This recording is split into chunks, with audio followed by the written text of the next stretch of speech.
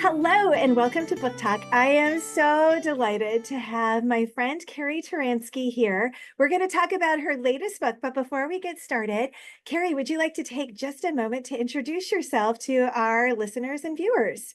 Sure. Thank you, Kara, for having me today. I'm really excited to be here with you. I am born in Oregon, but I live in New Jersey. I'm married to Scott, who's a pastor, and he's also does some international and national speaking. He's off in Malaysia and Singapore this summer. And our kids are all grown. We have 5 adult kids, and several are married, and we have 12 grandkids. But it's very quiet at my house right now because there's just me here by myself. So But I'm happy to be here. that's awesome. With this all this time to yourself, you must be getting a lot of writing done right now. Oh, I kind of am. I've been doing some fun things, but I am going to squeeze in some writing too. Yeah, and you do need that time just to let your brain breathe and not think about books necessarily. But Yeah. you've got this book, Token of Love, that is coming out. And do you have it to hold up with the I don't have, I mean, this is a little notebook that I made with the cover. I don't have an actual copy yet. Maybe a couple more weeks until I get my copy, but I just love the cover. I'm so happy with the design, and I think it really yeah. kind of catches the mood of the story. So that's what it looks Yeah, I love it. It's such a visually captivating with the red ribbon and everything on it. But like. what I am so intrigued about is this is a dual time story Yeah. set around the Foundling Hospital, Mhm. and how and then it becomes a museum later. So how did you get the idea for this? Where did the what if originally come from for Token of Love? Yeah, I like Pinterest, and I was on Pinterest, and one day I saw an image that had several little items like coins, thimbles, little metal items, and they were all on display. And I thought, what is this? And so I followed it back to where it was posted online, and it said these were tokens that were left by mothers who gave their infants into the care of the Foundling Hospital. And the Foundling Hospital was the first children's charity hospital in England. And so they left these tokens as identifiers in the hope that if their situation changed, they could come back and reclaim their child. So each one kind of stood for the mother's love and their hope that they could be reunited. And it just really grabbed my heart. And I thought, oh wow, I have to learn Wow. more about the Yeah. family hospital. And it really clicked off in my mind these questions like, well, what happened to these women? Why were they in this situation where they had to give up their babies? And what happened to the children? And then were any of them ever reunited? And how did that happen? So it just took me off on a great journey of research to try to learn more about that. And that's how the story began to develop. I think you're the first person who's ever said, I found the idea on Pinterest. And so it's so fun that as you were like scrolling through, you found this, but the idea that these women left these tokens for their children to come and find them. So I'm assuming that's what the ribbon is across the cover. So how did you decide that that was going to be the token and that was then going to launch this journey? Because you've got the main character in the contemporary thread is working in the museum, and then Mhm. you've got the thread back at the actual hospital. So how did you kind of connect those different time periods? Because you've got this dual timeline, which I love those Yeah. types of books. So how did you come up with both threads and to connect the stories? Well, in the historical plot, it's focused on two sisters. The younger one is the one who gave up her baby. So you learn all about her situation. And then 8 years later, she reconnects with her sister because she had run away. And she begs her sister to help her get her child back because by the time the kids were 8, some of them were starting to go out as apprentices from the Oh family gosh. hospital. And then that you might lose contact with them.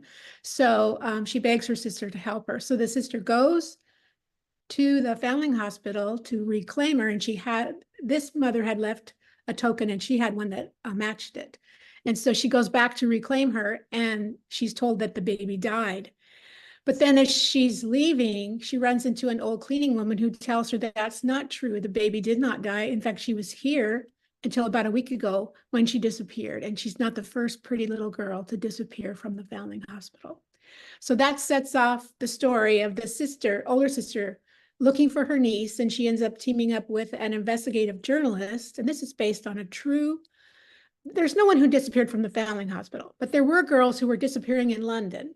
And I found out in my research that there was a journalist who was covering all these disappearances. And so they team up to look for the little girl. And it kind of has a Victorian human trafficking element to it. And so in the contemporary story, I wanted to tie in those same elements. So the heroine is the temporary director of the museum, and she's trying to protect the museum's reputation when these things come to light. And she has to decide if she's going to reveal that or how she's going to handle it.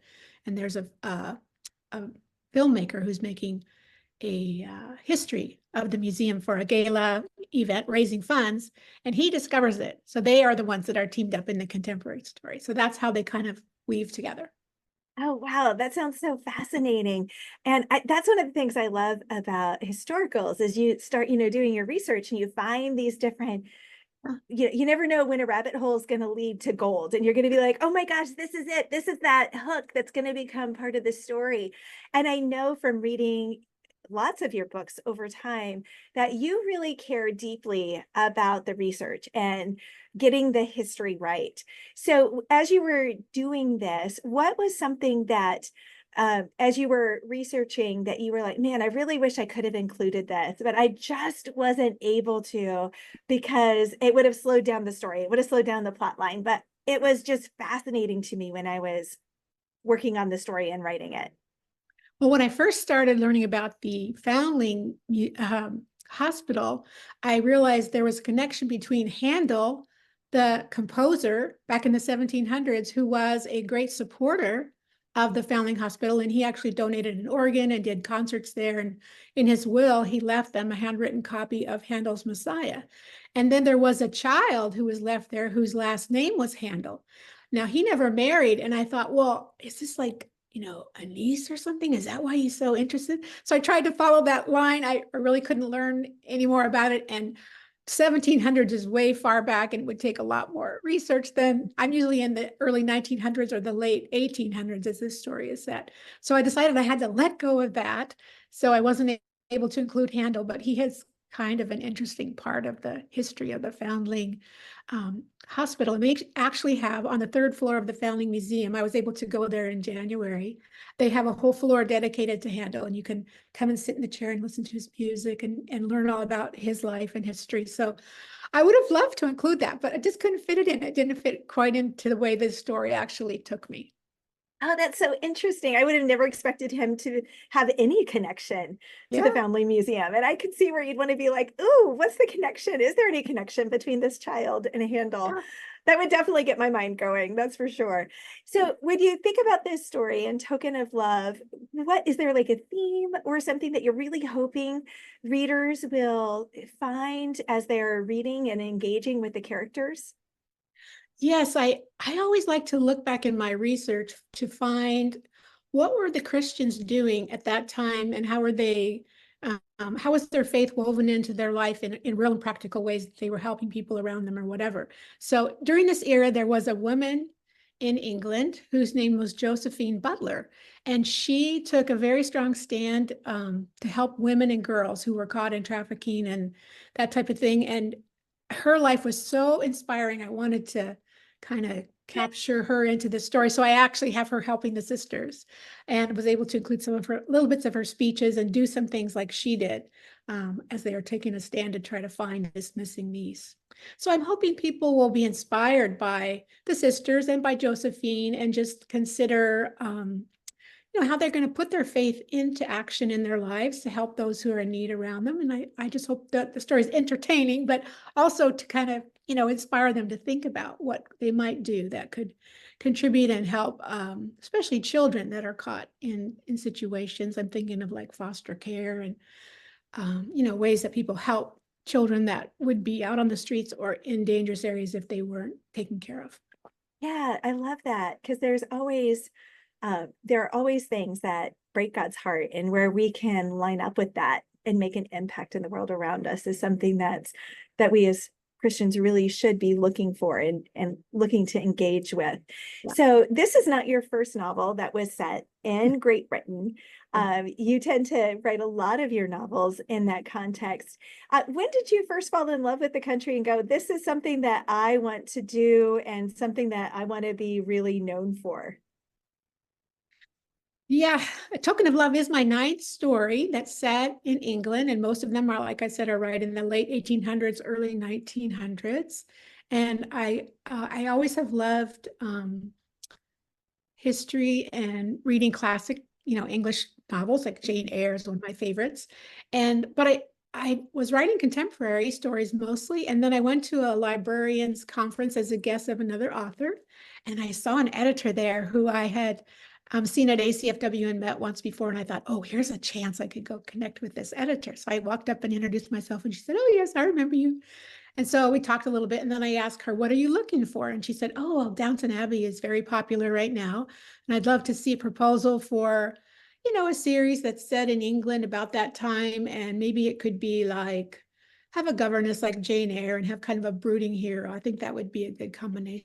I said, wow, that's a great idea. But I didn't really know much about England. I'd been there a couple of times, just short visits, but I had a friend, Kathy Golke, who was writing a story called Promise Me This about the Titanic. So she had a lot of research books, and we happened to be together at that conference. And she said, oh, yes, you could do this. I'll help you get some going on the research. So we watched some Downton Abbey and some other things. And I thought, well, this is great. So I just jumped into the research, and I really fell in love with the time period and the era. And I've been able to go back 3 times to do some research in person. And so I'm there and I enjoy it. So I'm going to keep writing books set in that time and that place. I love that. And it's such a fascinating country, and there's such rich history that there's always something more to mine, and something more like the Foundling Hospital and museum, that there's always ways to find more great stories to dig into. Now, you've been writing, contemporary historicals. You've written for several different publishers. If you were to go back and give advice to yourself when you were first starting to write, what's something that you would go back and tell yourself when you were starting this journey to publication? Well, a couple of things. I think I would tell myself just to be patient and keep writing, because I think writers learn to write by writing. I mean, some people have such a background that their very first book can be published, but most writers will find that they have to write a few books before they actually have their writing at a level that it could be published. And so I would say to myself to just be patient and keep writing, and not get stuck on that first book where you revise and revise and revise and you never move ahead. So I think moving ahead and writing that next book, because you keep learning as you're writing. So that's what I would say to myself, or a younger writer. That's such great advice, because it's so easy to just get stuck in those first, even 5 or 6 chapters, the first 50 pages, and just rework and rework and rework, and until you get a finished novel, and then until you get the second or third, you just are stuck. And so you've got to get to those completed manuscripts. But how did you first know you were gonna be a writer? Well, let's see. I wrote my first book when I was 12. That's awesome. It was fun. It was called Passport to Paris. It was about 2 friends who won a trip to Paris. And my mom helped me type it up after I wrote it out by hand, and we did some illustrations together. It was kind of fun. I wish I still had a copy of it, but I kind of stepped away from writing. My family are artists, and so I moved in the direction of art. And that was my major in college, that kind of thing. But I did journalism too, and enjoyed that. And I've always loved to read. And I've always had a great imagination. And then our family went to Kenya for a year about 20 years ago. And we didn't have electricity all the time. So I had a lot more time just to think and to have my imagination. And when I came back, I loved our year there. We had such great experiences. I thought I missed it. And I thought, what if I wrote a story that was set in Kenya and kind of combined all the things that happened there, and I could make kind of an adventure, romance, mystery, international.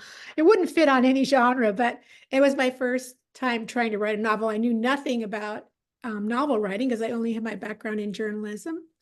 And I took it to my first writers conference, and they happened to match me up with an editor there for an appointment who was like a very top level editor. And she was not very impressed with my writing. She actually drew a red line down the side and said, you need to go learn how to write, fiction. And that was kind of heartbreaking at the time, but she was right. I needed to go learn. So I joined ACFW, and that's how I got moving forward and got in a critique group and got some mentors. And that's how I got going with writing.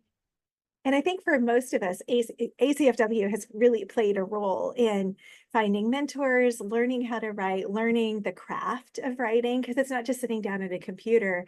There's forms you have to learn and tips and tricks and techniques. And so that, I think, for a lot of us was kind of like, oh, it unlocked the mystery. And then you learn okay, keep writing, don't just get stuck. And, all those tips and techniques that really can become the difference and forming the relationships that make it doable. So when you're writing, what's your biggest challenge? I think the hardest thing for me is when I get that revision letter. I know some of our friends like Colleen, they love it, the revision letter. Oh, let's just do it. I'm not like that. I have poured my heart and gone over it so many times. I feel like it's perfect. That's but then I get the revision letter and I'm like, oh, it's not really done. And I'll sit on that for a couple of days and really weigh it out. But usually after I do that, pray about it, maybe I'll talk to a friend or something. And then my husband listens to me. And then I'm ready to dig in and use the great advice that they usually have given me to make the story much stronger and better. So revisions are probably my most challenging. Yeah, it takes a certain mindset to be able to kind of dig into those and be like, okay, now I'm ready. Yeah. Okay, so a couple of quick questions as we wrap up. And I think these are kind of fun ones. Do you write in the morning, during the day, or at night?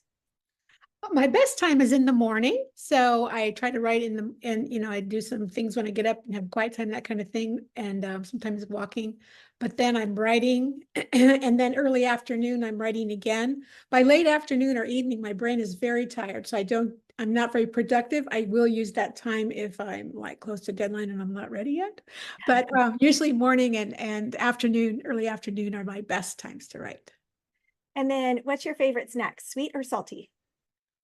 Oh, let's see. Probably salty. I love popcorn, but not while I'm writing, though. It's going to get on the computer. Yeah.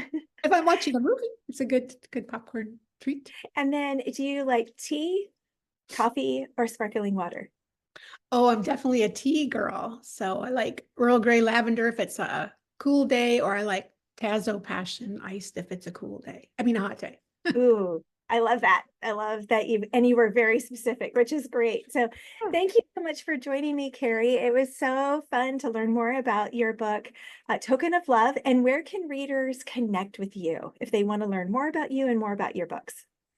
Well, they can definitely find me at my website, which is my name, is Carrie Turansky. And then my two favorite social places are Facebook and Instagram. So you can catch me there. All right. Thanks so much for joining us. This was so much fun. Oh, thank you, Kara.